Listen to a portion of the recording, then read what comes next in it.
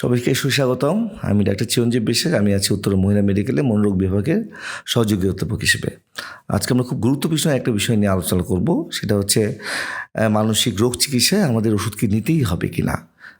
ওষুধ না খেলে কি আমরা মানসিক রোগ থেকে বের হতে পারবো না?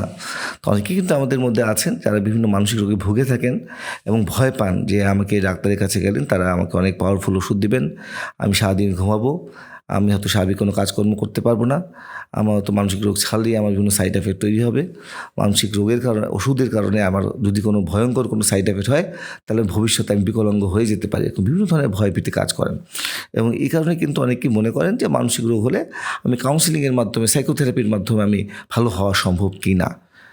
আসলে গবেষণায় দেখা গেছে আমাদের মানসিক রোগ তৈরির ক্ষেত্রে তিনটা মেইনলি কারণ জড়িত। প্রথম কারণটাকে বলি আমরা জেনেটিক ফ্যাক্টর বা বংশগত। আমাদের গবেষণায় দেখা গেছে বিভিন্ন বংশের মধ্যে কারো যদি বিশেষ করে বাবা মা ভাই বোন বা পূর্বপুরুষের মধ্যে যদি কারো কোনো মানসিক রোগ থেকে থাকে, যেটা বিষণ্ণতা রোগ, সূচিবাহী রোগ, দুশ্চিন্তা রোগ, বা আমরা বলি যে সিজোফ্রেনিয়া, বাইপোলার, যে রোগী বলি আমরা, বেশিরভাগ ক্ষেত্রে দেখা যাচ্ছে যে তাদের পূর্বপুরুষের মধ্যে এইসব রোগের একটা ঝুঁকি থেকে ছিল এবং সেই কারণে তাদের মধ্যে এই রোগগুলো চলে এসছে। এবং স্বাভাবিকের মানুষের থেকে, সাধারণ মানুষের থেকে যাদের পরিবারের মধ্যে এইসব মানসিক রোগ আছে তাদের এই রোগে ভোগার চান্সগুলা তুলনামূলক কিন্তু কয়েক গুণ বেশি। তো সেক্ষেত্রে কিন্তু এই ফ্যাক্টরটা কিন্তু আমরা চেঞ্জ করতে পারছি না, যে বংশগত কারণটা কিন্তু আমরা চেঞ্জ করতে পারছি না, কিন্তু আমরা বুঝতে পারছি যে তার বংশগত কারণের থেকেই রোগটা তৈরি হয়েছে, এটা আমরা কাজটা বুঝতে পারি। তো এই ক্ষেত্রে কিন্তু ওষুধের ভূমিকা বা কাউন্সিলিংয়ের ভূমিকার কোনোটাই আসলে এখানে কার্যকরী না। দ্বিতীয় জায়গা যেটাকে বলি সেটাকে বললাম আমরা বায়োলজিক্যাল ফ্যাক্টর বা ব্রেনের বিভিন্ন অংশগত এবং কেমিক্যালগত সমস্যার কারণে এই রোগের কারণটা হয়ে থাকে। যে বিশেষ করে আমরা একটু আগে বলেছিলাম যে ব্রেনের বিভিন্ন আমাদের থ্যালামাস, আমাদের ব্রেনের অ্যামিগডালা, আমাদের বিভিন্ন লিম্বিক সিস্টেম, বিভিন্ন এলাকা আছে, এসব এলাকা কিন্তু আমাদেরকে আবেগকে নিয়ন্ত্রণ করে, আমাদের চিন্তাধারাকে নিয়ন্ত্রণ করে। তো আমাদের যে এই আবেগের, এই চিন্তাধারা যে যদি সমস্যা থাকে বিভিন্ন রোগের কারণে, তাহলে কিন্তু এখানে আমাদের আচরণের মধ্যে পরিবর্তন আসবে, কারণ আমাদের চিন্তা ভাবনা কিন্তু আমাদের আবেগকে এবং আচরণকে কিন্তু নিয়ন্ত্রণ করে। তো সেই ক্ষেত্রে দেখা গেছে আরও কিছু কিছু ক্ষেত্রে কিছু ব্রেনের নিউরো ট্রান্সমিটার বা কেমিক্যালস, যেগুলো কিন্তু আমাদেরকে এই সব ব্রেনের এলাকাগুলোতে ঘাটতির কারণে বিভিন্ন ধরনের সমস্যাগুলো তৈরি হয়। তো সেই ক্ষেত্রে এই ব্রেনের কেমিক্যালগুলো যদি ইমব্যালেন্স হয়, সেহেতু এখানে কিন্তু আমাদের ওষুধ ছাড়া কোনো উপায় নেই, কারণ ওষুধগুলোই কিন্তু এই ব্রেনের কেমিক্যালগুলো ব্যালেন্স করতে সাহায্য করেন। তাহলে কারো যদি মানসিক রোগের কারণ হয় শুধুমাত্র এই ব্রেনের কেমিক্যাল ইমব্যালেন্স জনিত কারণে হচ্ছে, নিউট্রান্সমিটার ইমব্যালেন্স জনিত কারণে হচ্ছে, সেরোটোনিন, ডোপামিন, নয়াড্রেনালিন, গাবা, অ্যাসিটাইলকোলিন, বিভিন্ন নিউট্রান্সমিটার ইমব্যালেন্সের কারণে হচ্ছে, তাহলে এখানে কিন্তু চিকিৎসার পদ্ধতি কিন্তু সাইকোথেরাপির মাধ্যমে সম্ভব না। এখানে কিন্তু ওষুধ খেতেই হবে, কারণ ওষুধের ছাড়া এই ব্রেনের কেমিক্যালগুলোকে ব্যালেন্স আনা কখনোই সম্ভব না।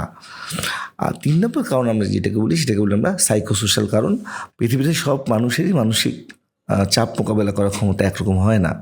কেউ মানসিক চাপ মোকাবেলা করতে পারে অনেক ভালো, কেউ মানসিক চাপ মোকাবেলা করতে পারে না। একই ঘটনার পরিপ্রেক্ষিতে সবার আচরণ বিভিন্ন রকম হয়ে থাকে। তো এই ক্ষেত্রে ব্যক্তিত্বের ধরনের সাথে আমাদের মানসিক চাপ মোকাবেলার একটা গুরুত্বপূর্ণ সম্পর্ক আছে। আবার সেই ক্ষেত্রে পারিপার্শ্বিক পরিবেশ থেকেও একটা বড় ব্যাপার আছে। পারিপার্শ্বিক পরিবেশে যদি কোনো চাপের কারণ থাকে, তাহলে সেই ক্ষেত্রেও কিন্তু আপনি মানসিকভাবে বিভিন্ন ধরনের সমস্যা ভুগবেন এবং মানসিক রোগের হার কিন্তু তাদের মধ্যে অনেক বেশি।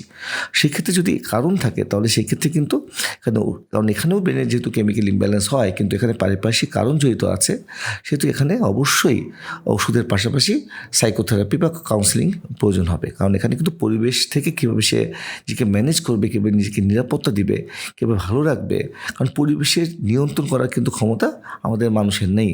আমরা কিন্তু পরিবেশকে পরিবর্তন করতে পারবো না। সব পরিবেশ কিন্তু আমাদের মতো হবে বা আমাদের মতো চলবে, এটা কিন্তু কখনোই সম্ভব না। সেই কারণে এখানে আমাদের ট্রেনিং নিতে হয় যে কীভাবে ওই পরিবেশে আমি খাপ খেয়ে নিব, কীভাবে স্ট্রেস ম্যানেজ করবো, কীভাবে আমি প্রবলেমকে সলভ করবো। এক্ষেত্রে আমাকে একটু দক্ষ হওয়ার জন্য কিছু সাইকোথেরাপি বা কাউন্সিলিংয়ের ট্রেনিং দরকার।